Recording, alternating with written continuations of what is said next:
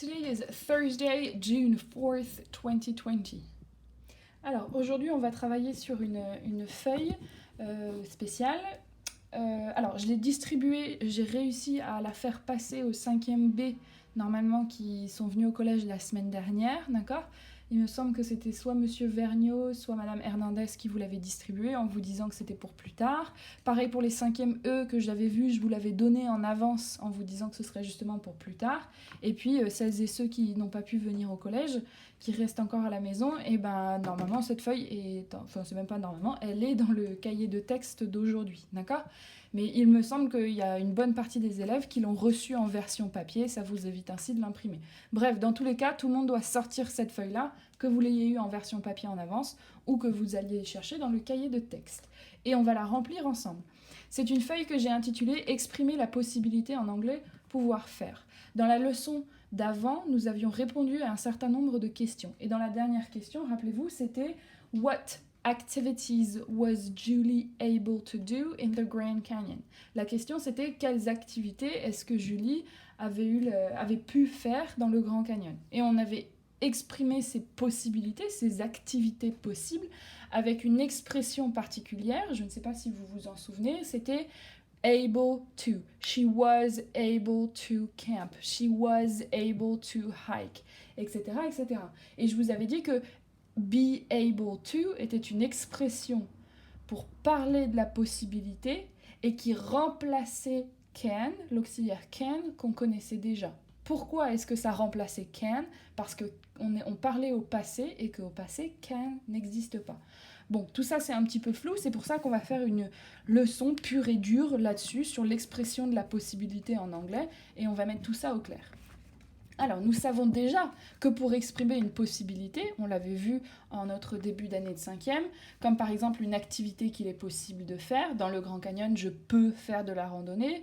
On utilise l'auxiliaire qu'on connaît déjà très très bien, l'auxiliaire can. Bien.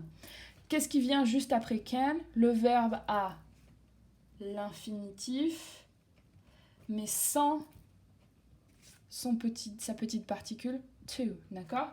Je ne sais pas, par exemple, si vous prenez le verbe to see, d'accord ? Ou bah tiens, to faire de la randonnée, to hike, d'accord ? Ça veut dire qu'on le garde à l'infinitif, mais paradoxalement, on lui enlève sa particule to. Donc, par exemple, ça va donner, dans le Grand Canyon, je peux faire de la randonnée. In the Grand Canyon, I can hike. Ça, c'est une formule, une construction qu'on connaît déjà par cœur ensemble et que vous avez utilisée plein de fois, que ce soit pour parler de New York. In the Empire State Building, I can go at the top. Que ce soit pour parler des animaux. With my dog, I can play. D'accord ? Tout ça, vous connaissez par cœur l'utilisation de can qui exprime la possibilité. Maintenant, nous, ce qu'on est en train de voir, c'est cette même possibilité, mais dans le passé. Par exemple, dans le Grand Canyon, j'ai pu faire de la randonnée. Vous parlez d'une activité possible, mais dans le passé. Malheureusement, on ne peut pas utiliser l'auxiliaire can, car il n'existe pas au passé. Vous ne trouverez jamais, jamais, jamais « In the Grand Canyon, I canned hike », par exemple, d'accord ? Vous auriez essayé de mettre l'auxiliaire can au passé ou un truc du genre. Ça n'existe pas. Jamais, jamais, jamais, jamais. L'auxiliaire can n'existe pas au passé. On va le remplacer par le verbe. Là, je vous ai mis un petit indice to be au passé. Qu'est-ce que c'est to be au passé ? C'est was. D'accord ? Plus l'expression, celle dont je vous parlais, pardon, be able to, littéralement être capable de, et on ajoute comme d'habitude le verbe à l'infinitif sans to, d'accord ? Et ça vous donne votre expression de la possibilité au passé. Par exemple, in the Grand Canyon, I was able to. D'ailleurs, vous voyez, je viens de me tromper, j'ai rajouté be, mais en fait, désolé, je vous embrouille, le be, il était déjà là, j'ai carrément décomposé. Le be, il est déjà là, d'accord ? Donc c'est plutôt l'expression able to, excusez-moi. In the Grand Canyon, I was able to, et le verbe à l'infinitif sans to, là j'avais mis l'exemple, j'ai pu faire de la randonnée, eh bien, hike. In the Grand Canyon, I was able to hike. Le verbe be au passé, l'expression able to, verbe à l'infinitif sans to, et vous avez exprimé la possibilité au passé. Pour exprimer cette même possibilité, encore une activité qu'il est possible de faire, mais dans le futur, par exemple, dans le Grand Canyon, je pourrais faire de la randonnée. C'est pareil, on ne peut pas utiliser can car il n'existe pas au futur. Au même titre que vous ne trouverez jamais can, vous ne trouverez jamais I will can hike. D'accord? Comme si vous aviez essayé de mettre l'auxiliaire can au futur. Jamais, jamais, jamais, jamais. On va donc utiliser encore une fois le verbe être, to be, pas au passé mais bel et bien au futur. Le verbe be au futur, tout d'un coup ça se complique parce que ces deux mots c'est will be. Okay? Le verbe be au futur, je vous rappelle que le futur n'est pas une conjugaison avec une terminaison, mais qu'il faut rajouter une particule du futur. Donc le verbe be au futur c'est bel et bien will be, plus l'expression able to, et on ajoute comme d'habitude le verbe à l'infinitif sans to. In the Grand Canyon, I will be able to, verbe à l'infinitif sans to, faire de la randonnée, hike. I will be able to hike. Et vous voyez que ça se complique un petit peu. Au présent, c'était facile, il vous suffisait d'utiliser l'auxiliaire can. Au passé, ça se complique parce que déjà, il faut mettre le verbe être au passé, plus il y a l'expression spéciale, et on n'oublie pas le verbe à l'infinitif. Et au futur, ça se complique encore plus parce que non seulement il faut mettre be au futur, mais il faut se rappeler que be au futur, ça comporte déjà un auxiliaire qui est will, on n'oublie pas la formule able to, et puis après, il ne faut pas oublier le verbe à l'infinitif sans to. C'est pour ça que je dis que c'est comme des puzzles, c'est un petit peu compliqué à apprendre, mais une fois que vous les avez assimilés, eh ben, vous saurez le faire à chaque fois parce que ça ne changera pas. L'orthographe ne va pas changer, il n'y a pas de terminaison qui va s'ajouter, pas de S à l'improviste, etc., etc. Une fois que vous avez compris que c'est comme des puzzles, eh ben, normalement ça devrait rouler tout seul. Okay? Faisons des petits exercices d'application pour s'entraîner. Remets les mots dans le bon ordre. Alors, qu'est-ce qui pourrait venir en premier? Ben, déjà, sans doute celui avec une majuscule, ça tombe bien, il est là. I. Ensuite, on remarque, donc on voit bien qu'il y a notre expression là de la possibilité, là il y a du passé, et puis là on a une activité. Alors, qu'est-ce qui vient en premier?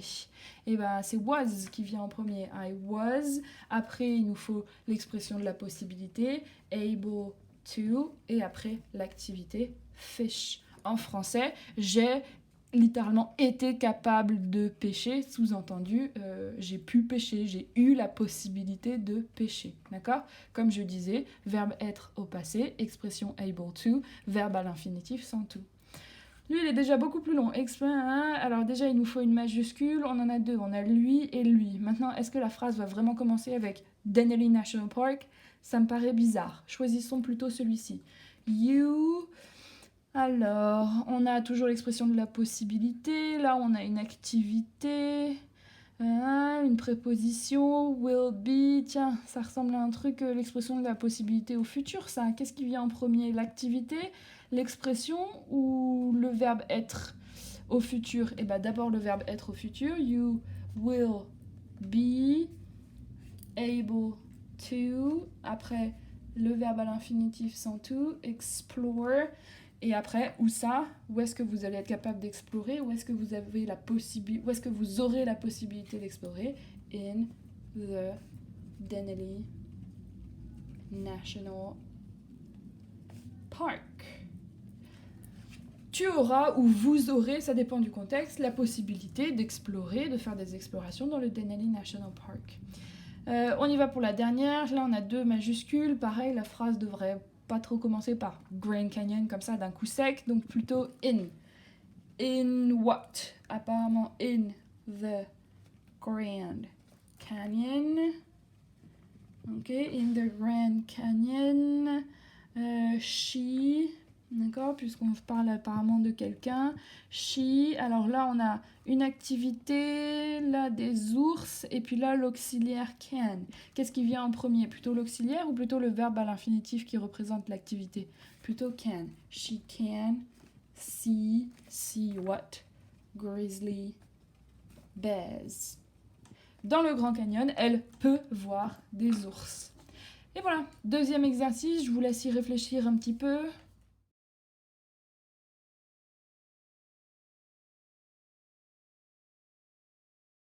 Allez, c'est parti. Dans le Grand Canyon, je peux camper. Donc là, on a bien une possibilité, une activité qu'il est possible de faire. À quel temps? Au présent, je peux camper, c'est possible là, maintenant, tout de suite, ou c'est une vérité générale, il est possible de camper. Alors on y va. In the Grand Canyon. Expression de la possibilité au présent, c'est lequel? C'est celui-là. Alors ça marche comment le puzzle? Auxiliaire can. I can plus verbe à l'infinitif sans tout. Le verbe camper, c'est to camp, donc ça devient camp. In the Grand Canyon, I can camp. Dans le Denali National Park, je pourrais voir des loups. L'activité voir des loups, elle est possible, et elle est possible à quel temps? Au futur, je pourrais. Alors c'est parti. In the Denali National Park, et on y va pour le puzzle. Comment ça marche au futur? C'est celui-là. Il me faut will be plus l'expression able to plus le verbe à l'infinitif sans tout. Mon verbe c'est voir, donc ça devient see. See what? Wolves. In the Denali National Park, I will be able to see wolves. D'accord? Vous voyez, c'est comme un puzzle. À New York, j'ai pu voir l'Empire State Building, tiens, on en parlait tout à l'heure. Cette activité de voir, de visiter l'Empire State Building, elle est possible, mais à quel temps? Dans le futur. J'ai pu, lors de mes dernières vacances, j'ai eu la possibilité de voir l'Empire State Building. On y va. In New York, et c'est parti pour le puzzle. Cette fois-ci, on est là, donc il me faut was plus able to plus le verbe à l'infinitif sans tout, see, ou alors peut-être on pourrait utiliser visit, the Empire State Building. Et voilà, à chaque fois c'était des puzzles. Soit c'est au présent et à ce moment-là, auxiliaire can plus verbe à l'infinitif sans tout. Soit c'était au futur, will be plus able to plus verbe à l'infinitif sans tout.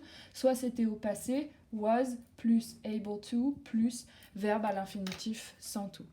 Ça fait beaucoup à enregistrer, à emmagasiner, donc je vous laisse tranquille à partir de là et je ne vous demande pas de devoir, si ce n'est apprendre par cœur ces 3 puzzles. Il y en a un que vous connaissez déjà, donc tout va bien. C'est surtout l'expression de la possibilité au passé et au futur. Il faut que vous appreniez les 2 puzzles et que vous soyez capable de les utiliser pour la prochaine fois. Et ça vous permettra de parler en anglais à n'importe quel temps d'une possibilité. So for today, you can write the date in your copybook and you need to glue this in your copybook. Okay? Cette page, il faut vraiment elle est super importante. C'est une grosse leçon.